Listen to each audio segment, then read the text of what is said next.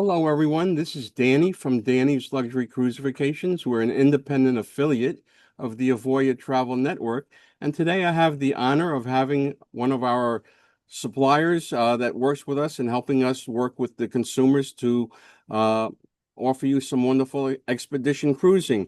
Today we have Nikki with Atlas Ocean Voyages, and we're going to ask Nikki a few questions about her wonderful products so you have a better understanding. Nikki, thank you so much for being here. How are you today? I am fabulous and excited to be here, Danny. So I'm really, really happy to help you and your customers enjoy Atlas Ocean Voyages. And we appreciate that, Nikki. So why don't we just jump right in? You and I know how wonderful your product is, but we know that you're a relatively new product out there in the expedition cruise market. So why don't we start off by asking you to tell us a little bit about your wonderful product for people that might not know who you are. Well, Atlas Ocean Voyages, you're right. We're still a relatively new company in the cruise industry. We're one of the few companies out there that can proudly say that we offer year-round expeditions. And we do those expeditions on some beautiful yachts that carry less than 200 people. And we're fortunate that our owner, who is heavily involved in the tourism industry within the country of Portugal, he actually owns a shipyard. So isn't it nice that your parent actually builds you the ships? That talk about convenient. Oh, yeah. So he has built us three wonderful sister ships. If you know one, you know them all. But they all are very intimate. They're able to get into places and ports that some of the big ships cannot get to. And as you know yourself, Danny, we're about to take Atlas Ocean Voyages to the next evolution and building an outstanding sailing yacht, which is actually too big for the shipyards that our owner has. So it's going to be built in China and ready for late 2028 and getting us to some new destinations, the destinations of all around Asia, a little bit of the Indian Ocean and Africa. Beautiful, beautiful. And if we may expand on that a little bit in the sense that, you say Atlas Ocean Voyages is yacht expedition cruising, 200 people or less. How does that benefit the consumer? Well, number one, I think what we are truly a company that wants to engage and educate and offer our guests authentic experiences. So whether you come to the polar regions with us and maybe you're in Antarctica with us and our expedition team is going to teach you or teach you about, the life cycle of the penguins, or they're going to give you a lecture on Shackleton, who obviously thought it was a great idea to cross the Drake Passage in a wooden boat, but here we are, modern times now. Or maybe when you come into the Mediterranean with us and you're on one of our Epicurean expeditions. And let me tell you what that is a journey about. It's a journey about food and wine. So we educate you about the Mediterranean through the lens of what I say food and wine, with guest vintners and guest chefs and cooking demonstrations. Or maybe you're on a cultural sailing, a cultural expedition with us, and we take you up to Scotland. And of course, you're going to get a chance to taste the whiskey. You might want to give a hand to trying the Highland Fling or playing the bagpipes. So, our intimate style yacht expeditions, like I said, not only do we get into places and ports that the big ships cannot do, but we bring that sort of level of engagement that we know our guests love because they like to learn something new. They like the hands-on experiences and they love the authenticity that we bring across all of our sailings. And you said something key. I mean, I tend to think of things a little differently. I love being on ships and I love the whole experience. A lot of people, and you mentioned Antarctica and the Drake Passage, and we know that there are two sayings out there when it comes to the Drake Passage, the Drake Shake or the Drake Lake. What do you say to people? I mean, I know what I like, and I have no issue of getting on the ship and going across the Drake Passage. To me, that's part of the experience. You did it and experienced it. But what do you tell people that say, "Oh, gee, that scares me. I'm worried about that." Well, I think social media plays a huge part in that, Danny, don't they? Because we never actually see anyone that said, "Oh, I sailed across the Drake and it was as smooth as the lake," right? What we see is when it's doing this kind of Yeah. thing, when we call it, we actually refer to it as the quake. So we say there's three versions: the quake, the shake, and the lake. You pray for the lake, right?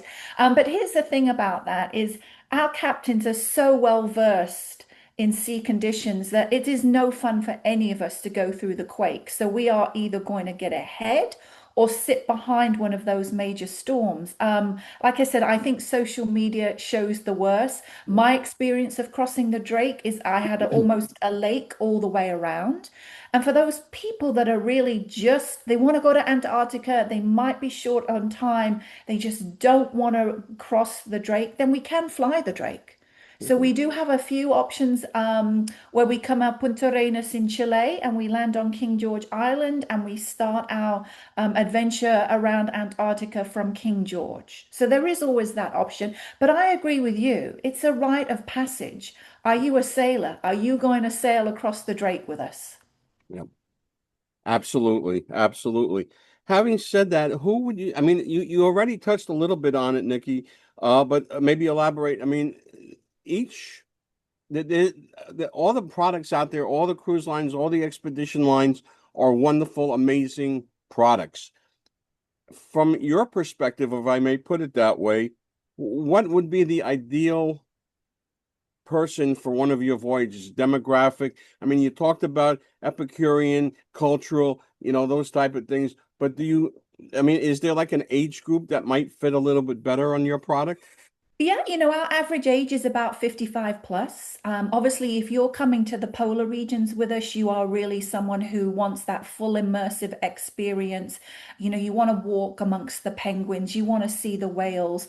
I think what happens naturally for us, Danny, is someone goes to Antarctica and then they immediately want to go to the Arctic. So then we're talking about the polar bears and the walruses as well.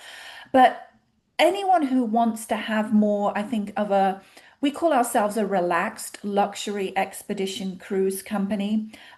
We know our guest profile so well that we know what they like. But one thing you've touched on, and I know it's hugely popular, you already mentioned it to me earlier, is river cruising. I think that your river cruise guest is an ideal guest for Atlas Ocean Voyages because we're not dissimilar in what we do. And in fact, in several cases, we actually sail up the river, right? You hear my British accent. When we come to Southampton, oh, sorry, when we come to the UK, we are not going to Southampton. We can sail all the way up the River Thames. We dock alongside the HMS Belfast in the City of London. We would overnight in London because it's truly an iconic city. And whether we are entering or exiting London, depending on the itinerary, they raise Tower Bridge for us. Now, you can't tell me that's not a memory of a lifetime. We also do the same when we come into Seville. We do not leave our guests at the coast. We come all the way up the River Guadalquivir. I might have mispronounced that, but I'm going from memory. And again, we're docked in the heart of the city of Seville. But there are many occasions when we're in the Mediterranean, just like a river ship does, where they literally dock and you exit the vessel and you're walking right into town. That is very similar to what we can do with our three existing ships that carry less than 200 people. The magic number is the fact that they're under 10,000 gross tons, because another fine example of how the experience is different with Atlas Ocean Voyages is when we go to Venice. We go to Venice proper. We're not going to, as you know, some of the remote ports that the bigger ships are now having to use. So there's beauty in the fact that we're smaller in size. There's beauty in the fact that we carry less guests. And it's just those unique itineraries that we are able to offer. Some of those ports we know and love very well, right? The Barcelonas and the Yep. Romes, Yep. we use them, but we don't always have to do that. We're able to get into some of those much smaller islands, whether we're in Greece, we're in the Balearic Islands, the Spanish Islands. It's so, so simple. I was in Ibiza a month ago and I literally walked off the ship and in fact, I walked, talking about World Cup, I walked right past David Beckham's yacht that was sitting right next to Oh, us wow. and strolled into town. Amazing. I love it. I love that. And you see, and I've been in this industry for 35 years, and you taught me something new today. It's beautiful, and I think those are some huge advantages. I have a client going on a on an ocean cruise out of Southampton in August, and he has to get from Southampton to Southampton, right there on the Thames. I mean that's perfect. That it makes it so much easier for the Mhm. consumer, for the guest, saves them a lot of time, and you start your trip that much earlier. Exactly. And you overnight. So if you might have a great theatre show that you're going to recommend someone to see, or I have a restaurant recommendation. Because we're overnighting, there's no worrying of you looking at your watch and saying, oh gosh darn it, I need to be back on board by 7 o'clock. Yeah, yeah, yeah. That's beautiful. That's beautiful. Um, we've talked about the Arctic regions, Antarctica, things like that, Mediterranean. Do you touch all corners of the world? And with you guys, folks growing, are we in tune to experience more parts of the world as well?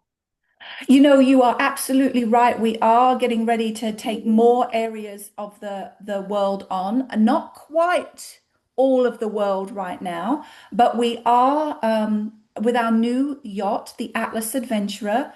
Like I say, heavy all over Asia. A little bit of Africa to include sort of South Africa, where we will either start or end in Cape Town.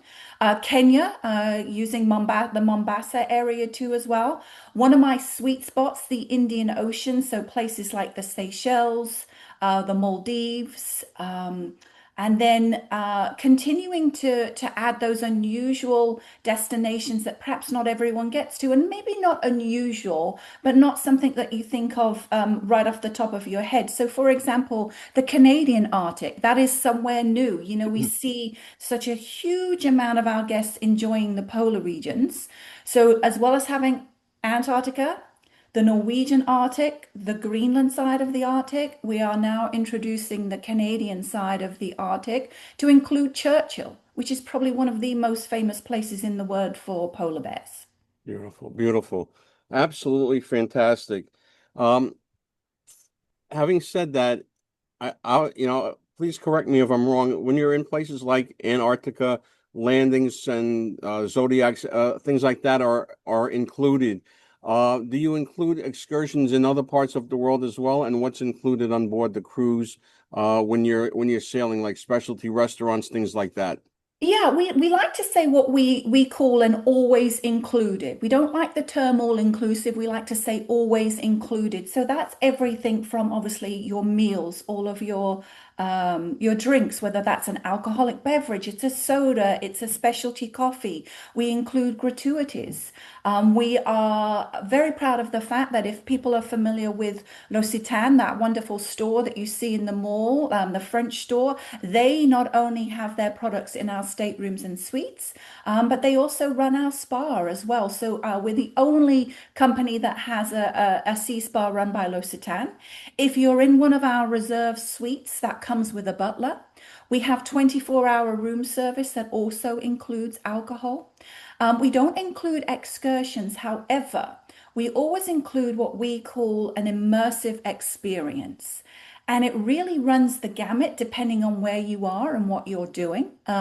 Even before you get on board with us in Ushuaia, which is where we start those sailings from Antarctica, we're going to greet our guests at the airport. We're going to take them on a little 2.5 hour tour of the Tierra del Fuego National Parks. They get a little taste of Patagonia, and then we bring them back and we're ready to board and off we go. In the Med, gosh, it can really, it's such a wide expanse of what you can do. But some of the things that stand out to me in Gibraltar, obviously, we like to say the Brits rule the rocks. So we have the British military band do a private performance for us in St. Michael's Caves, obviously, with that element of food and wine.